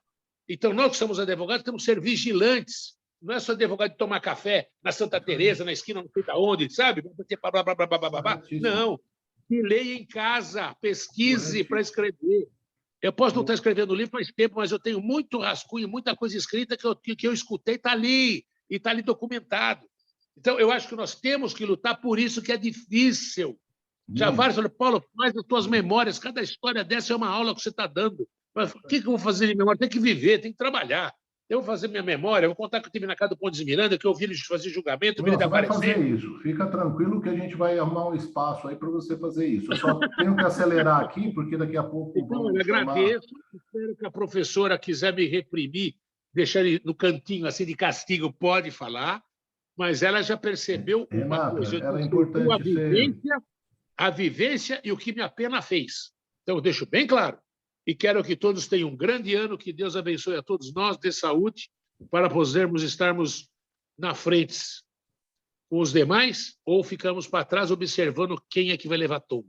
Deus ajude a todos nós no próximo ano. Muito obrigado. Seus comentários, Renata, por favor. Depois vou passar a palavra à Ana e vou encerrar com foi a Adélia.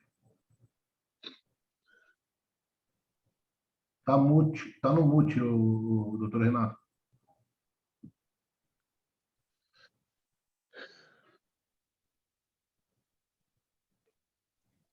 Olá, voltou. Não, doutor Oliver, de forma alguma eu posso repreender. Eu gostaria de uma palestra dele com essas histórias. Quem tem a vivência dele, não, a gente tem que ficar quietinha mesmo. E está certo. Muito obrigada por ter ouvido a palestra e por ter esclarecido. Pode pegar aí com o nosso amigo, o coordenador dessa noite, que ele tem. Perfeito. Com você, tá bom? Porque, assim, o advogado de verdade, o doutor falou com muita propriedade, é o que encosta o umbigo no balcão mesmo e não foge à luta, né? Esse é o advogado. Esse ano, 47 anos de profissão. Pois então. Continuo divulgando. Pois então. O que é de falar? Postinho de 20. Postinho de 20. Ana, você quer falar, Ana? Uma palavrinha bem rápida. Eu queria parabenizar a doutora Renata pela brilhante palestra, parabenizar a comissão. Eu me honro muito de fazer parte dessa comissão, que é bastante combativa. E o doutor Paulo é uma aula mesmo, né, também. E o que eu gostaria de dizer é o seguinte, eu trabalho com advocacia preventiva, então eu vejo jurimetria todos os dias, né? Análise do cliente, do caso, e quando nós temos que ir para o judiciário, mesmo com a inteligência artificial, o que nós brigamos é para mudar aquela formalidade. Exatamente, a decisão em si, né? Brigamos, fazemos sustentação oral, fazemos o que podemos para mudar o entendimento do tribunal. Porque não dá para ficar no conformismo. O que a gente tem visto são decisões prontas e acabadas. Ele já tem aquela decisão, ele muda os nomes, os fatos e pronto. E não é isso que nós queremos, né? Não podemos ser reféns da inteligência artificial. Então, eu acho que melhor do que seguir a jurisprudência é a gente modificar a jurisprudência. É um êxtase enorme para o advogado combativo. E a advocacia preventiva, ela precisa sempre ser feita, até para evitar ações para os nossos clientes, né? Então, eu gostaria só de dizer isso e desejar, assim, um ótimo final de ano para todos. E sou muito feliz por participar dessa comissão, com tantos amigos que fiz. Muito obrigada. E uma coisa para acrescentar, Ana, é que as faculdades não formam advogados para fazerem a parte consultiva ou preventiva, formam advogados para distribuir ação, né? são atividades que a gente tem que começar a buscar e capacitar e mudar um pouco o rosto da advocacia, tá certo? Eu acho que é esse trabalho que a gente tem que começar a plantar e regar e para colher bons frutos. Exatamente, concordo. Muito obrigada. Uma boa noite. E parabéns pelo trabalho, viu, Ana? Parabéns pelo ofício que você fez com o Paulo. Foi encaminhado, que nem eu disse, e não desistiremos ainda, viu? Muito obrigada. Não foi muito obrigada, mas trabalho, viu? Na verdade, você reclame com eu estava com o professor ao meu lado. Você reclame com o seu amigo Ricardo Toledo que ele não conseguiu colocar na pauta, na última pauta, tá bom? Sim, pode deixar.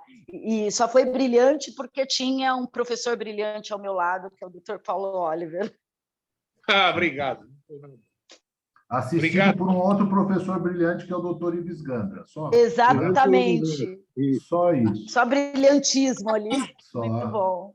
Para encerrar a fala, eu queria que, não cortando, mas o outro membro da nossa comissão, que também não é advogado, ele é especialista em finanças, professor, e eu queria que o Adélio tecesse algumas palavras ou perguntasse alguma coisa para a Renata, para a gente prosseguir com o encerramento. Boa noite a todos. Estão me ouvindo? Todo mundo está me ouvindo? Ouvimos. Boa noite. Boa noite, prazer, Alexandre. Essa área do direito é nova para mim, como muitos falaram aí, né? Particularmente, eu não sou formado, mas eu atuo muito na área do direito tributário, né? Porque hoje eu sou auditor fiscal da Secretaria da Fazenda, né? Faço serviços para eles, então eu uso muito direito tributário e graças ao professor Sérgio Antunes, né? Que eu tenho até um livro dele que está aqui do lado da minha mesa, eu comecei a estudar psicanálise para entender um pouco mais, né? A cabeça né, principalmente, eu não sei, como eu disse, eu sou novo aí no direito, eu sou consultor financeiro, né? Dou palestras, aulas de consultoria financeira, Excel com matemática financeira, tanto que o Márcio, a Thaís, nós fizemos um curso juntos, né? Assim, eu elaborei um curso juntos. E, assim, estou gostando, eu sempre admirei essa área, mesmo não estudando essa área, mas sempre admirei. Agradeço muito por fazer parte desse grupo, conhecer essas pessoas seletas, que não é para qualquer um. Eu tenho muito prazer, tenho, assim, muita consideração por vocês, tá? E é isso daí, é só o que eu tenho que falar, não tem muito o que comentar, né? Como eu falei, estou engatinhando ainda, quem sabe, mais futuramente, já conversei com o Márcio, não sei se eu faço direito, mas, assim, até ele me falou, mas foi, Adélio, se você fazer direito, você vai aprender todos os direitos, né? O criminal, o civil, né? E a minha área está mais para o tributário, tanto que eu estou com um livro aqui enorme para estudar o direito tributário, né? Que é onde a gente vai aplicar todas as multas, né, nos contribuintes. Mas agradeço muito fazer parte dessa comissão, né? Adoro essa área de direito. Agora, como eu falei, muito obrigado, Sérgio, por esse caminho que você me ensinou, entendeu? E para todos aí que tenham um bom ano, que 2022 seja melhor do que esse 2021, com muita paz, com muita alegria e com muito sucesso. E muita saúde também, né? Muito obrigado. Obrigado, Amém. Márcio. Obrigado, Alexandre. Obrigada. Renata, as últimas palavras. Vai ter que encerrar, Paulo, porque vão desligar. Aí a gente... Tem que ficar uma coisa que eu não fiz. Por favor, rapidamente. O doutor Dalari não está presente aí na tela, não, né? Não, eu não sei se... Bom, então eu vou avisar. Vou falar. Ele conversando comigo hoje, amanhã ele estará sendo uma tese da Universidade Federal de Brasília, e ele está na banca e é direito tributário. E ele é um dos que vão estar na banca. Então, eu quero comunicar a ausência dele, porque ele conversou comigo de manhã e passou em branco, estava esquecendo. Quando ela começou a falar, eu lembrei-me do Elcio. O Elcio me avisou, ligou para mim de novo de manhã e falou: amanhã nós vamos ver, mas eu estou hoje ocupado com uma banca. E amanhã também não sei como é que vai acabar, se ele vai estar tempo ou não. Mas é isso só. Justifiquei. Obrigado. Renata, Olá. suas palavras, suas considerações finais. Eu agradeço a atenção de todos, né? Os comentários, tudo foi. Espero ter contribuído um pouquinho, que seja com esse tema que é tão amplo, tão importante. E quero desejar para todo mundo da comissão, para todo mundo do mundo, um 2022 de muita luz, muita paz, muita saúde, e que a gente consiga enxergar melhor o próximo, né? Que o próximo está precisando de afago, tá? E uma mão lava a outra, e como eu digo, uma mão lavando a outra, o mundo inteiro fica cheiroso, né? E é isso que a gente quer, um cheiro bom para o mundo, tá bom? E para vocês também. Muito obrigada. Bom, em nome da nossa comissão de Jurimetria e Análise Preditiva, eu não poderia me furtar de agradecer a secretaria das comissões, na pessoa da Danila Eda Rezende, na pessoa da Fabiana Ferreira, que sempre nos auxiliou nos eventos, no apoio do evento de hoje, a Cíntia Balsan e o Fernando Melo, e de todos aqueles que se dispuseram a estar aqui hoje, né? Estamos trabalhando por uma sociedade mais justa, com a advocacia a serviço da cidadania, e desejo do fundo do meu coração que cada dia que o sol bater na nossa janela, o dia clarear na nossa janela, possamos fazer um dia diferente e fazer a diferença no mundo. E isso sim nos tornará pessoas melhores. E desejo do fundo do meu coração muita saúde, muita paz, muita prosperidade e muita amizade, e a preservação deste grupo, mesmo que de forma virtual. Foi maravilhoso estar com vocês, e espero na quinta-feira que possamos nos abraçar, né, com todas as medidas protetivas, mas que possamos nos ver pessoalmente. Dou por encerrado os trabalhos, deixando um profundo agradecimento a todos e um beijo no coração. Até logo. Um abraço a todos. Obrigado. Obrigado a todos. Obrigado, doutora Renata. Eu que agradeço. Obrigada. Boa noite a todos e parabéns, Renata, mais uma vez. Obrigada. Boa noite. Obrigada. Obrigada. Até logo. Boa noite. Boa noite. Boa noite. Até quinta-feira. Até quinta. Doutor Sérgio, Aliás, aqui, às 12 ó. ou às 11? Márcio. Opa, olha aí, ó.